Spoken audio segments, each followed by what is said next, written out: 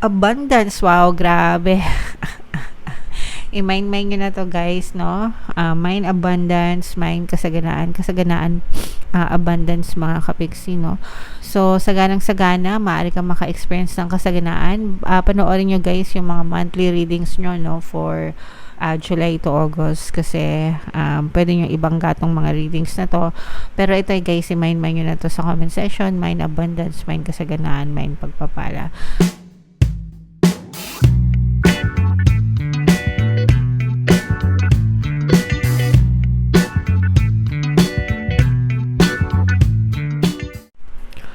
Hello guys, hello Gemini, welcome back to Pinay Pixie Tarot. Ang pamagatang episode natin for tonight is Messages from the Universe para ngayong July to August. Para sa Gemini, Sun, Moon, Rising, Ascendant. General reading lang guys, pwedeng mag-resonate, pwedeng hindi. Pwedeng positive, pwedeng negative mga kapiksi. Kung ano yung message na naka-resonate sa inyo guys, take that message. So, yung first message natin is confidence, mga kapiksi. This is believing in oneself, okay? Dapat naniniwala kayo sa sarili nyong kakayahan, guys, no? You can be, do, and have anything that you want. Dapat i-develop nyo yung self-confidence nyo, yung paniniwala nyo sa sarili nyo. Kayo yung number one na dapat na naniniwala sa sarili nyo, guys. Kasi kung hindi kayo maniniwala sa sarili nyo, sino pa yung maniniwala sa inyo, diba? And also, sabayan nyo ng positibong mental diet na kung kaya ng iba, kaya ko rin. Yan yung pinaka isa sa mga favorite na motivational words ko, no? Kung kaya ng iba, kaya ko rin. Kung nagagawa ng iba, magagawa ko rin. No? Wala naman tayong pinag-iba-iba, mga kapiksi, no? We're all breathing the same oxygen, diba? The same air, living under the same sun, diba? So, yeah, believe in yourself, guys. And meron akong self-love subliminal dito sa ating channel. Libre lahat ng subliminal dito, guys. Pwede nyo pakinggan yun para makatulong sa inyo ma-develop yung self-confidence nyo. Okay? Alright. Another message for you, Gemini, is angelic. Ito, favorite ko to, guys, no? Pag sinabing angelic, malaanghel, diba? And ano ba yung iisip natin? Pag anghel, may pakpak, mabait, maliwanag, protection, love, sincerity, caring, diba? So, tayo, in our own ways, we can be like those angels as well. No? Hindi natin kailangan magkaroon ng pakpak para magmalaanghel sa buhay natin. Yung pagtulong natin sa mga tawag dito, sa mga lumalapit sa atin, di ba? Kung may kakayahan tayong tumulong, be generous, be sincere, be kind.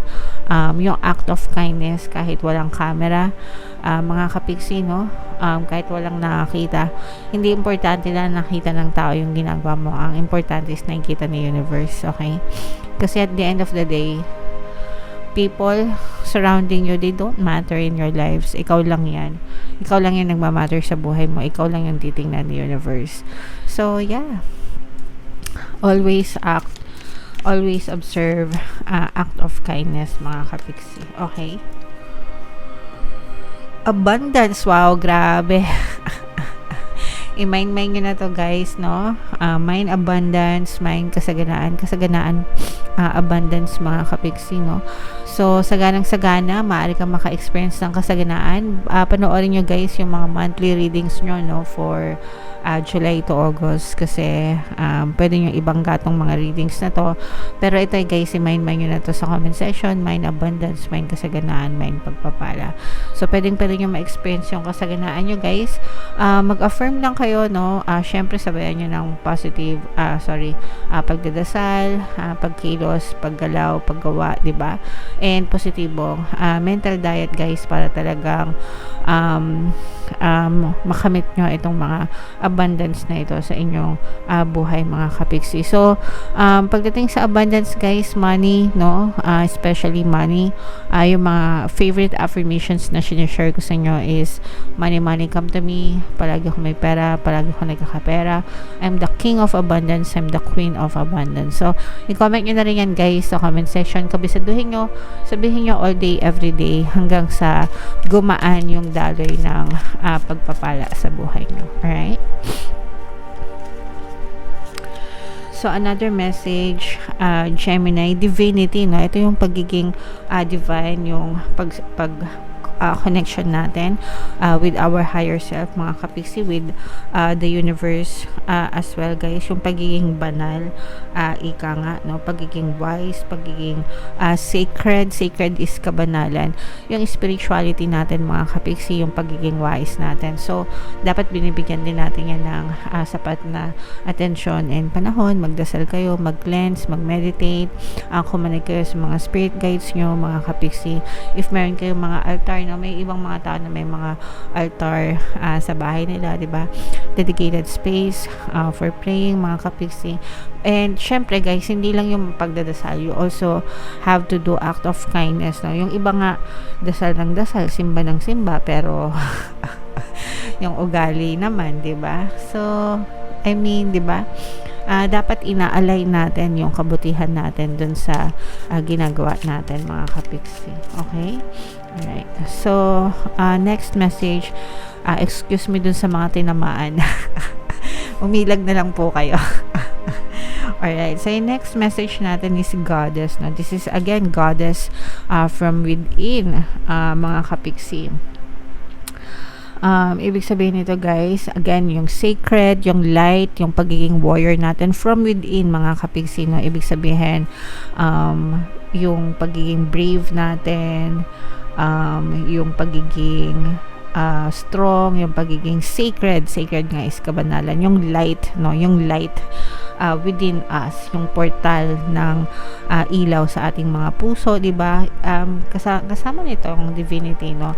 Yung pagiging sacred, almost the same sila, mga kapiksi. Okay, so make sure na yung hindi lang sa ano guys, again, hindi lang yung sa pagdadasal or mga pagsimba, ganyan.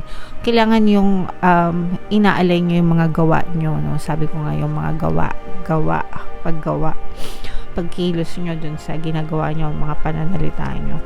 Kasi, anong sense na simba ka ng simba, samba ka ng samba, paglabas mo naman ng simbahan, nagkakasala ka na agad. Mapanakit, mapanlait, diba? Yung iba, madaming ganyan guys. So, alright, and then yung last na message for you, Gemini, devoted, no? Ibig sabihin nito devoted, dedicated, no? Dedicated. Maging dedicated kayo guys, true loyalty and grace, no? Sa kung ano man yung feeling nyo, kailangan nyo i-devote yung sarili nyo, i-devote nyo yung sarili nyo sa i-devote nyo yung buhay nyo sa sarili nyo, sa partner nyo, sa pamilya nyo, sa trabaho nyo, whatever. Pero this is showing dedication, loyalty, and grace dun sa mga bagay na ginagawa nyo, dun sa mga bagay, sa mga tao sa paligid nyo, sa mga sitwasyon nyo, mga kapiksi. Maging devoted kayo, effort, no? Maging loyal kayo sa kagandahan ng loob dun sa mga ginagawa nyo para talaga makita kayo ng resulta, guys. Okay? So, tingnan natin, Gemini, yung additional na mensahe sa inyo. Shuffle ko to guys. Habang sinashuffle ko to, panoorin nyo muna yung video natin regarding sa ating paano mag-manifest ng abundance video course. Kapiksi, sawa ka na ba sa mga struggles at hirap sa buhay mo? Masipag ka ba at masikap sa buhay ngunit hindi ka pa rin umaasenso? Ilang beses ka na bang nag-attempt mag-negosyo at mag-invest pero palagi ka pa rin nalulugi? Sa pagkakataon na ito ay maaaring may subconscious beliefs ka na nagiging balakid sa iyong pag-unlad at pagyaman. Introducing, paano mag-manifest ng abundance video course. Dito ay matututunan mo ma-overcome ang mga balakid mo para tuluyan ka ng umunlad, umasenso, sumagana, maging matagumpay, successful at maswerte sa iyong kabuhayan, pera, trabaho, negosyo sa lapi at kaperahan ng bonggang-bongga. Dali, mag-send na ng email sa pinoypixie@gmail.com at simulan na ang iyong pagyaman ngayon. Alright, so sa lahat ng gusto mag-avail ng course guys, meron tayong discount, 500 pesos until July 31. So i-avail nyo na guys, sobrang ganda niyan. And meron din tayong bagong course, paano mawala ang third party at magkaroon ng harmonious na relationship para sa mga kapiksi natin na may problema sa relationship dahil sa mga kabit. 30% discount yan guys until July 31. Avail nyo na, sobrang ganda ng course, as in, masasolve talaga yung mga problema nyo dyan guys. So, additional message for you guys, not for you, hindi para sa'yo. Okay, may mga bagay na minsan, kahit anong gawin natin, kahit anong sikap, hindi dumadating, probably it's not for you. And sometimes, it's probably because of you as well, no? Kasi baka you don't like it too much, or you don't like it much enough para mag-exist siya sa iyong physical reality. Kasi kung gusto mo, 'di ba? Sabi nga, kung gusto may paraan, pag ayaw, maraming dahilan. So, pag marami kang dahilan, marami kang excuses, gusto mo, pero hindi siya nangyayari because you have a lot of excuses para hindi mo siya gawin, hindi ka magsikap para doon, okay? Pero kung gusto mo talaga, you will find ways, parang BDO lang. BDO, we find ways, di ba? You will find ways talaga para mag-exist siya sa iyong physical reality. So, alamin nyo muna guys kung gusto nyo ba talaga. Kasi kung gusto nyo, push nyo, why not, no? Sooner or later, pwede siyang mabasa nyo. Pero if hindi talaga siya nag-show up, mga kapiksi, maybe you don't like it hard enough, kaya hindi siya napupush out sa inyong physical reality.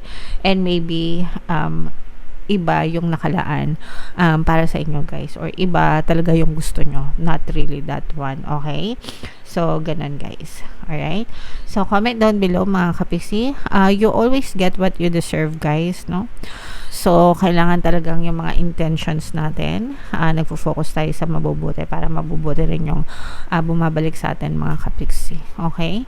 So, ipopromote ko lang bago matapos guys, meron tayong bagong subliminal.